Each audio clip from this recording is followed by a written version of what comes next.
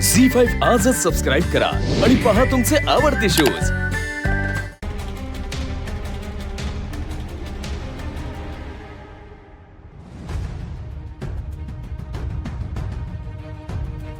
माझ्या घरातल्या लोकांनी ज्या प्रश्नांच्या जखमा सहन केल्यात त्या जखमा मी पण सहन करणार। मी तुमच्या लोकांच्या समध्या प्रश्नांची उत्तर द्यायला बांधील आहे। माझ्या जीव असेपर्यंत मी माझी बाजू माझ्या लेकरांना पटवून देत राहीन।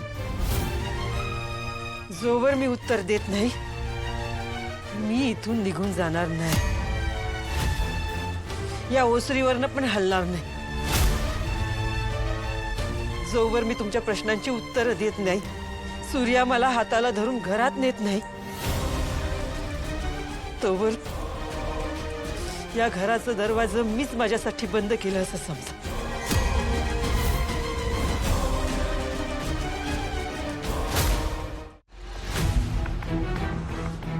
अशा ईशा अंगभर पसरायच्या आधी त्याच्यावर उपाय करायचा असतो बघ। हे तर अख्ख्या अंगात इश बिनलं या। तू लय उशीर केलास बघ आशा, तू लय उशीर केलास। आता काय बी उपयोग नाही बघ, काय बी उपयोग नाही, काय उपयोग नाही। आई ऐका ना माझं, हा हट्ट चुकीचा आहे। तुम्ही असं बाहेर नका थांबू। हे बघा आत्ता सगळ्यांना फार रागात आहेत। एकदा वातावरण शांत झालं ना की आपण बोलूयात ना। तुम्ही चला बरं, आधी आत चला। नाही तुळजा, माझा निर्णय झालाय। आई पण धनु वहिनी, आम्ही कोणी बी कधीच दादाच्या शब्दाबाहेर जाणार नाही, त्यामुळे आम्हाला समजवण्याचा प्रयत्न बी करू नकोस। धनु भाऊ चल। राजू राजू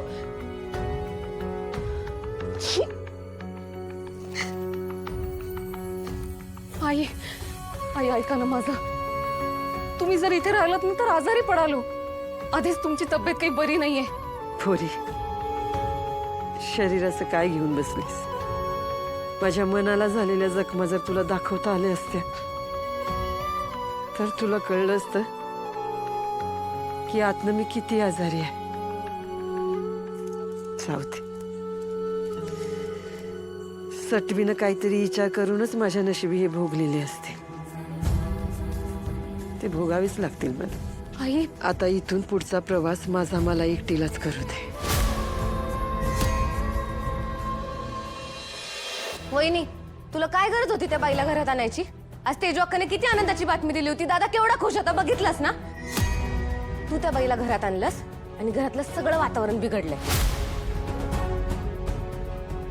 अगं राजू, आई आहे ती तुमची। वहिनी, आम्ही सांगितलं ना, आमच्या सुखदुःखात आमची साथ देणारा, आम्हाला समजून घेणारा, आम्ही आजारी पडलो तर रात्रभर जागणारा, आम्हाला जपणारा आमचा दादाच आमची आई आहे।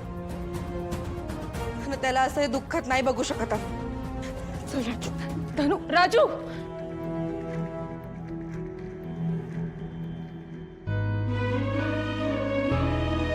तात्या, मी हे जे काही करते ते घराला गेलेले तडे भरून काढण्यासाठीच करते। तुम्हाला तरी माझं म्हणणं पटतंय ना? तात्या हो, तुम्हीच त्यांना थांबायला लावलंय ना, मग त्यांना हे असं बाहेर राहायला लावणं कितपत योग्य आहे? घरात येऊन करणार तरी काय तुळजा ती? या सध्या घराचं आणि घरातल्या सध्यांचं मन खवाच इटलंय तिच्या बाबतीत। तिला मी थांब म्हणलं ना, ते फक्त तिनं आमच्या अन्याय एवढा का केला हे जाणून घेण्यासाठी, तिला या मनात या घरात जागा देण्यासाठी नाही। तुळजा, चार भिंती कोणाला पण आसरा देतात, पर आशानं आमच्या सगळ्यांच्या मनातलं जे स्थान होतं ना ते कवाच गमावलंय बघ। थवा आता या घरात तिला जागा नाही, तिला राहू दे बाहेरच। आणि तसं बी ती घरात आली तर तिचंच मन गुदमारल इथं। निदान त्या वसरी आपल्याला कोणी इच्छिरत नसतानाची एकटेपणाची जाणीव तरी तिला जाणवल. आणि तसं बी तुळजा एकदा का एखाद्या वस्तूला तडा गेला ना का ते पुण्यात पहिल्यासारखे नाही होत. मी काय म्हणतो, आता तू ह्या गोष्टीचा लय विचार न केलेलाच बरा बघ. तात्या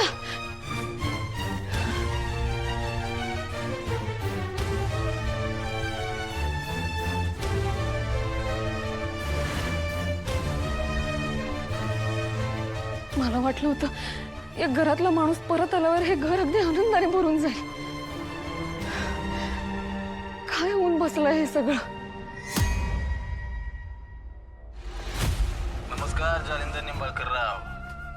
आम्ही मस्त प्रयत्न करून झाला त्या बाईला शोधायला, पण तुमचीच माणसं तुमच्या विरोधात गेली. त्याला आम्ही काय करणार? काय बोलायचं ते स्पष्ट बोला की सरनोबत साहेब. अहो सावज आमच्या समोर होतं निंबाळकर राव. ज्याला आम्ही आमचा साथीदार समजलं तोच नेमका शिकारी निघाला. अहो तुमची कन्या आमच्या डोळ्यासमोर त्या बाईला घेऊन निघून गेल्या. आता तुम्हीच सांगा, तुमची कन्या म्हणलं आम्ही कसं त्यांना इजा पोहोचवणार? काय बोलताय तुम्ही? तुळजातीला घेऊन गेली? होय मग. अहो एवढंच नाही, त्या तुमच्या गावच्या दिशेने गेल्यात बघा. आणि आमचा अंदाज असा आहे की त्या त्यांना घरी घेऊन गेल्यात बघा. आणि हो, आता तुम्ही काय बी बोलला नाही तरी चालेल, त्या बाई कोण आहेत याचा अंदाज येतोय आम्हाला. उगाच लांबचं रान हाकत बसू नका सरनोबत साहेब. तुम्ही काय कामाचे नाही बा. चांगले म्हणजे खोडा घालायचा तुमच्या लेकीनं आणि तुम्ही राग काढायचा आमच्यावर. अरे हो, आम्ही बी विसरलोच. आता हा समजा विषय तुमच्या घरातल्या माणसांचा नाही का? आम्ही कोण? आम्ही परकी. कसा हात लावायचा तुमच्या लेकीला नाही का? ठीक आहे ठीक आहे, तुमचे हे उपकार आम्ही कायम लक्षात ठेवू का?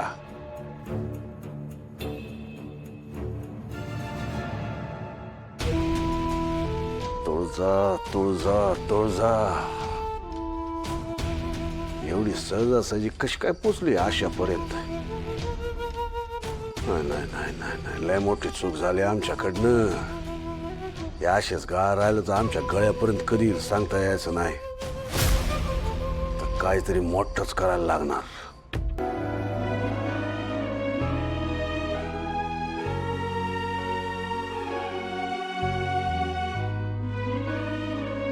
आई जेवून घ्या. हे बघा, पोट भरण्यासाठी नाही पण बरं वाटण्यासाठी काहीतरी खावं तर लागेल की नाही. आणि ह्या सगळ्याचा त्रास शरीराला का म्हणून द्यायचा? हे घ्या, 2 घास खाऊन घ्या. सगळे जेवले का ग? बघ ना, तेजूने आज घरात गोड बातमी देऊन सगळ्यांना खुश केलं. आणि मी कर्मदरिद्री इथे येऊन त्या आनंदाला ग्रहण लावलं. आई अहो, असं काहीच नाहीये. देवी आईने हे सगळं घडवून आणलंय की नाही, मग यातून काहीतरी चांगलंच होणार आहे. तुम्ही फक्त तिच्यावर विश्वास ठेवा. आणि आई, आता थांबायचं नाही हं. जोपर्यंत सूर्य तुम्हाला स्वीकारत नाही तोपर्यंत आपल्याला संघर्ष करावाच लागणार आहे. आपल्याला लढावं लागणार आहे आई.